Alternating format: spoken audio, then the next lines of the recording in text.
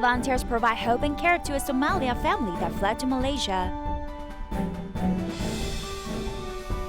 The first batch of lay practitioners at Jing Si Abode are certified and many joined to celebrate. Welcome to Diet Headlines. I'm Maggie Tsai. Thank you for joining us. A family from Somalia was forced to relocate to a foreign land due to the ongoing turbulent situation in their country. However, it is not easy to live without any income in this foreign land. What's making life even more difficult is their need to pay for medical expenses. Thankfully, Tzu Chi volunteers support them with a positive attitude and hope, providing them with a better future here in Malaysia.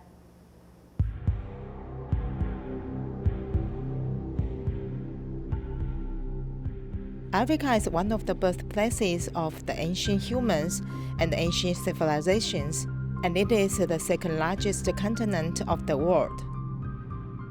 Somalia is one of the Eastern African countries. Living there, life is difficult and often violent as an ongoing civil war further harms the citizens. I am come from Somalia. I came to Malaysia 7 months ago. When Abu Bakr was 10 years old, a bullet went through his spine when he was playing outside, causing his lower body to be paralyzed. She has 2 sons. One son, the eldest one, died while on the way to escape to another country. The father also died apparently in the wars. The mother dare not stay in Somalia. So that's why last year they all came to Malaysia hoping to find a better environment. But the mother, unfortunately, because she's old already, she has to take care of the son. So also not easy for her to find a job.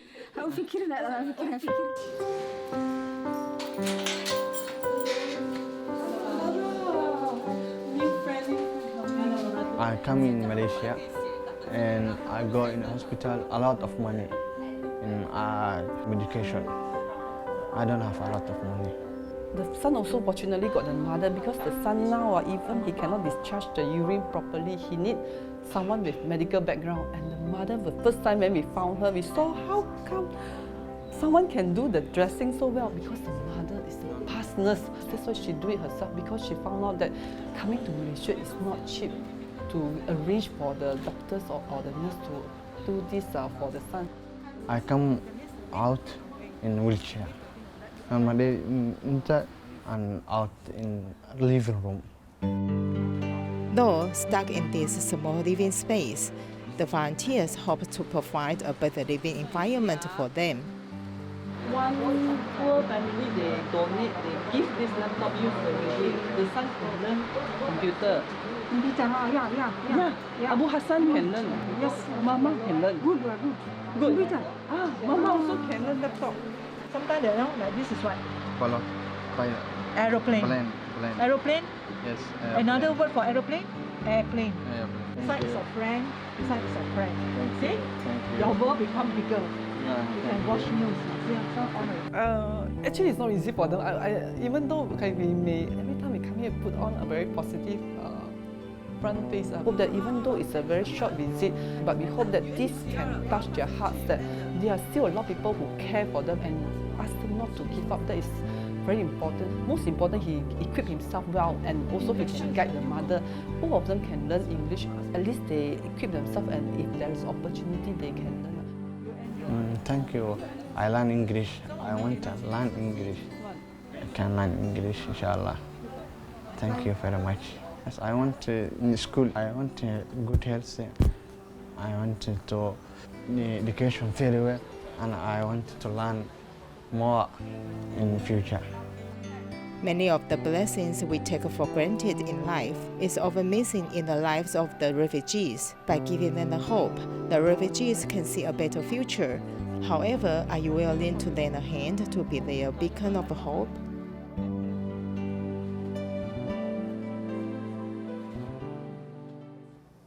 Cashmere is a major exporting product for the country and it supplies the world's 1/3 of cashmere wool. To enhance their livelihood, many people raise goats to sell their coats. However, with increasing goats grazing in the fields, much of the land is destroyed as they not only eat the grass, but also uproot the grass with their hooves.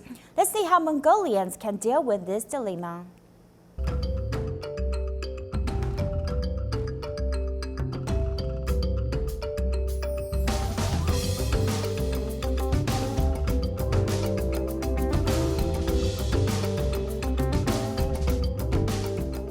Mongolia's Hustai National Park sits on top of 506 square kilometers of land, where the Mongol horse enjoys plenty of rain and sun.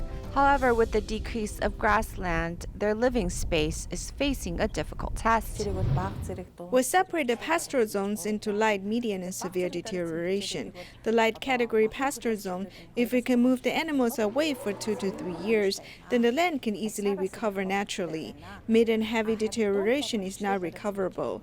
We've spent 16 years of research on removing the animals from the mid and heavy deterioration zones, and we have not seen improvements yet.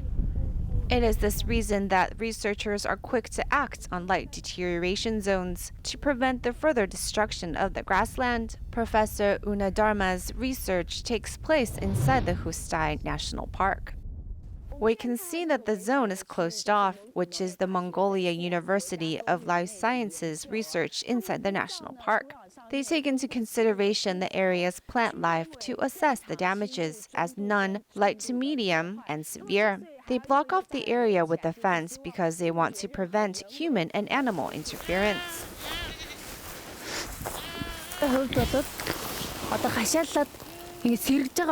This area, after it was marked off, the land recovered, but other areas won't.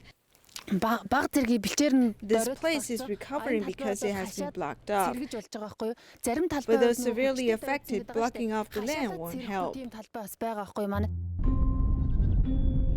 The flock look like white pearls rolling around in the land. They enjoy sunbathing, but this flock is hungry and their continual grazing actually affects this precious land. Within the flock, we can see there are goats and sheep. Mongolian herders are very smart. They especially control the number of goats to sheep they have, because goats tend to dig at the ground with their hoof and cause more destruction to the grassland. So they limit the number of goats within their flock.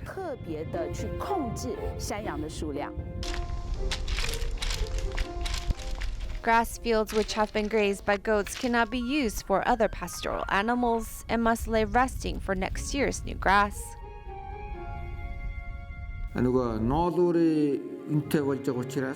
The cashmere industry is fetching higher price now, so in order to harvest cashmere wool, cutters will raise cashmere goats, but they eat a lot of grass, which destroys the fields.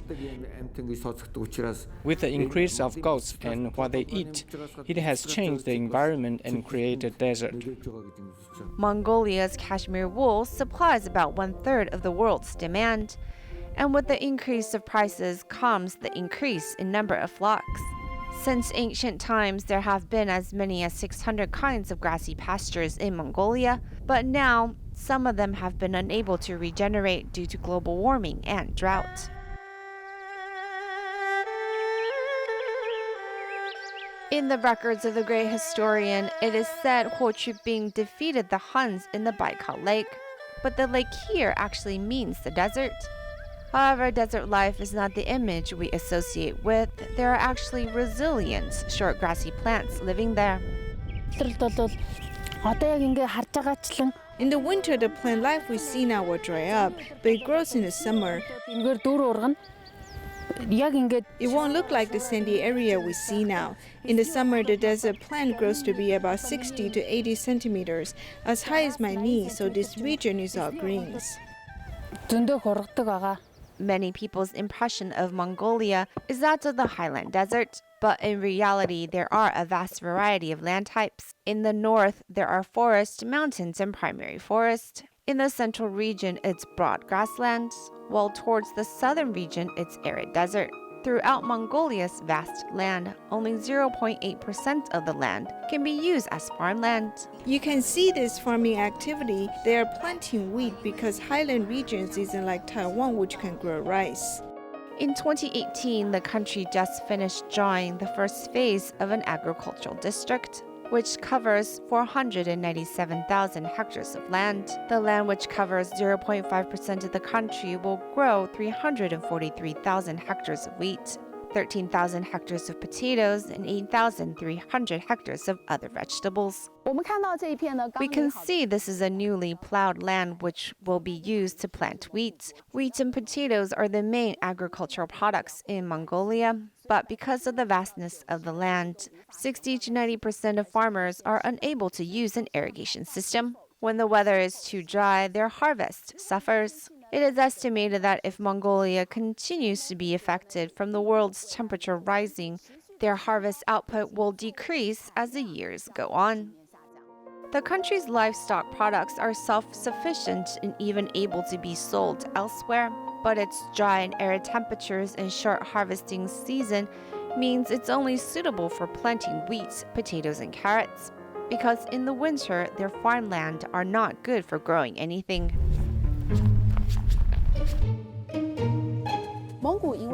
Due to the extreme cold in Mongolia, if they want to continue agricultural work in the winter, it must be done inside a greenhouse. But what is different than the greenhouse we find in Taiwan is that there is a thick brick wall here. Its purpose is to block the wind. Inside the greenhouse, there are warming systems to provide heat. So in terms of construction costs, it was expensive to build. On top of the electricity bill to run the heaters, greenhouse agriculture is very expensive here.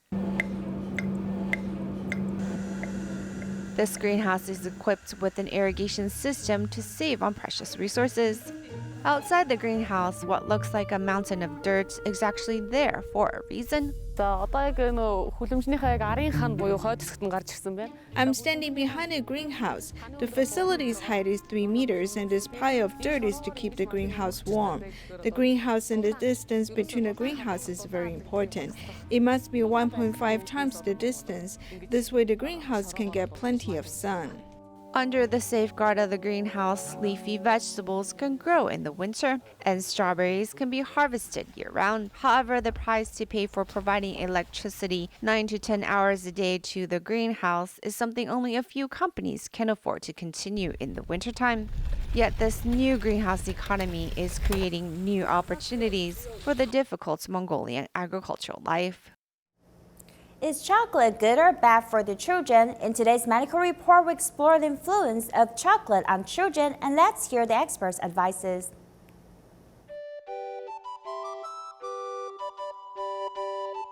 Chocolates come in all shapes and sizes, varying in sweetness. It's something neither children nor adults can resist. I think it excites people. Adults are happy to eat it, so children will too. It seems to have magical powers, with some children unable to say no to it.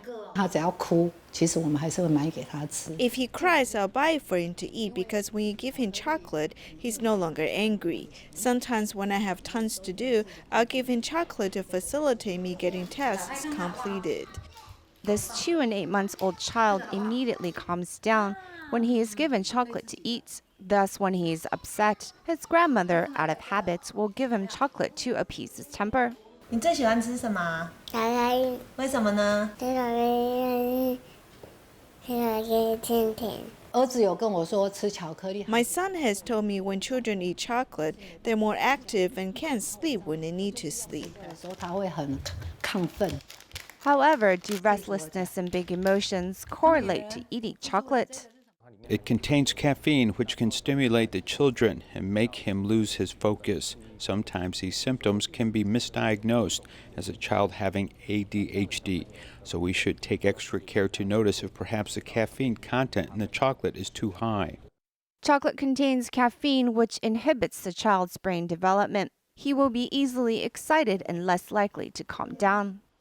Chocolate is still a part of the nut family, so we're more afraid that children might have a nut allergy. So those under 1 should not be given chocolate. Some doctors recommend chocolate for those over 3 years of age. Also, there's the issue of them being obese, as research shows that when you give children sweets too early, it will affect their emotions and brain development. Doctors remind that pure chocolate is very bitter. Thus, chocolate products sold on the market today often have added sugar, trans fats, and artificial additives to enhance the flavor. There's no definite finding that pure chocolate is harmful to children, so the topic is still in discussion. No one is saying children should absolutely not eat chocolate. Though there is no absolute restrictions on chocolate, perhaps parents would be the best judge on how much chocolate is eaten by their children.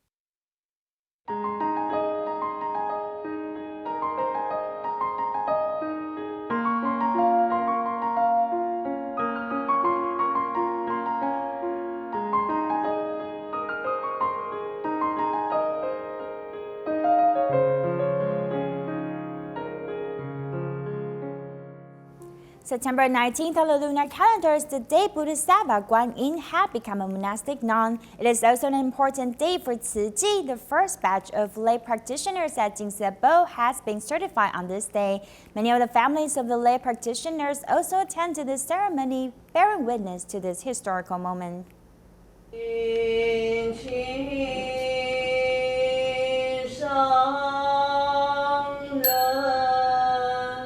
32 lay practitioners who take the Buddhist teachings to heart have decided to let go of their attachment to their families to benefit all sentient beings. With pure thoughts, they firmly vow to walk the Bodhisattva path.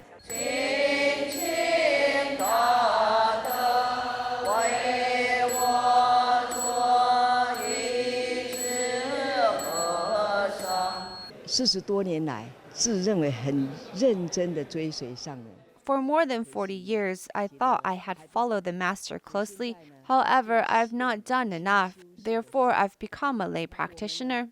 At this moment, we should shoulder the responsibility to spread the master's teachings and Tzu Chi's altruistic principles in the world.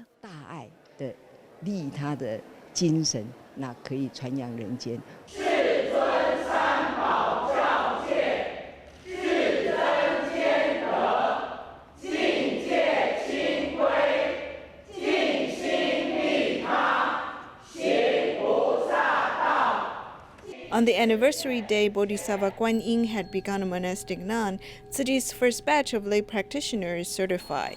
From now on, they'll carry out Tzu Chi's work with the spirit of the monastic. Dharma Master Zheng Yan hopes that lay practitioners will follow the spirit of bodhisattvas and help those who suffer.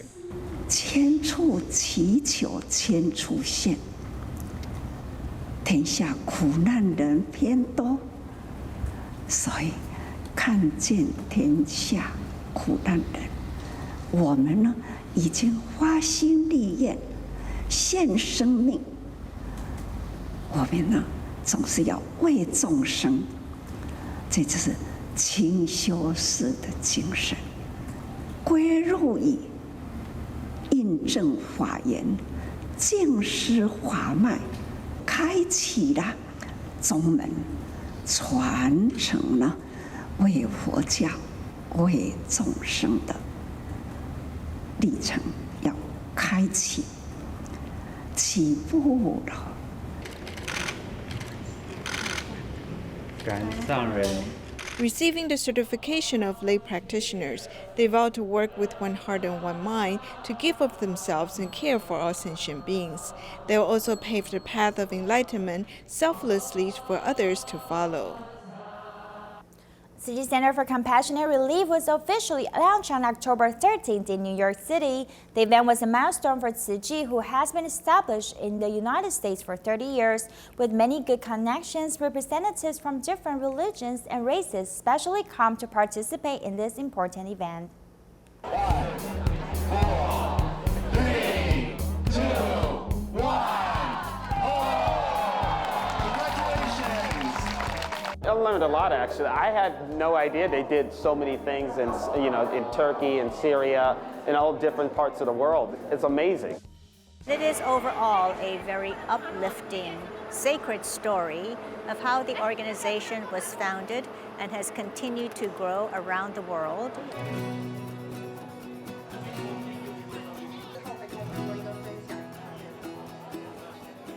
I arrived this morning and need to go back to San Jose in the afternoon, but I must attend this opening ceremony. No matter how busy I am, I have to participate in this opening ceremony, which gathers all Tzu Chi volunteers in the United States together. We hope to spread the teachings of Master Zheng Yan from here in the United States to the entire world.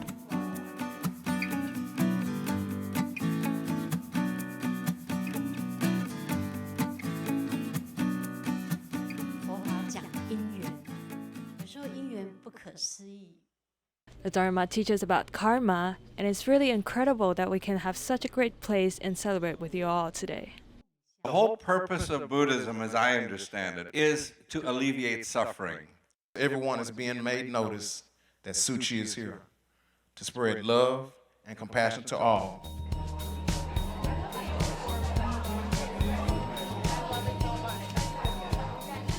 The Dai technology is some of the best things I've ever seen in my entire life. A lot of times we think about recycling and you think, okay, the bottle becomes another bottle. But the fact that they figured out how to create soft, really soft fabrics,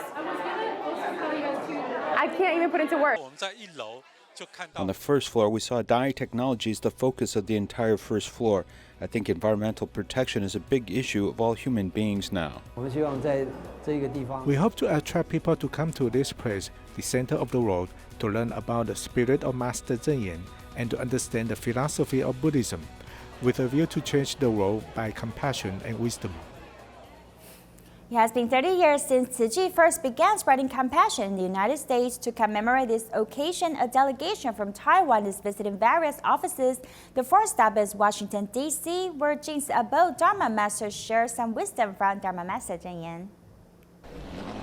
A delegation from Taiwan arrived in Washington, D.C. after their stop in Texas. This is also the team's fourth stop on their journey across the United States. The local volunteers picked them up at the airport and headed straight to the office. This year marks the 25th anniversary of the chapter here in Washington, D.C. In the past 25 years, no matter if it was community service or charitable deeds, they have been fully committed for 20 years. To thank the volunteers in the United States for their years of dedication, a Dharma master from the Jing Si Abode also shared some insights as to why they do what they do. The master has said before that she fights to live because she wants her disciple wisdom to grow, as this is the only meaningful way to live. The volunteers from Taiwan's Xintai district further explain how best to be a part of the community and spread great love. Some we can immediately invite to become members, while shops and such, we can ask them about placing a bamboo bank there. When the owner of the store affirms your actions, then you have become someone who is helping others. The outpouring of love and wisdom from the Dharma family has inspired and motivated the volunteers from D.C. I'm so thankful that the Dharma Masters have brought so many people to help the volunteers here in D.C. The Dharma water we've received is such an encouragement. The Dharma Masters brought a symbolic item in representation of Tzu Chi's Dharma lineage. It is given to those in charge of each liaison points in hopes everyone can continue this path with more vigor. I'm ready for. 那请问华武的师兄姐，你们有没有信心更精进、更上一层楼？有。 21 schools participated in the New Taipei City's farmer market to experience the agricultural production progress. Take a look and see you next time.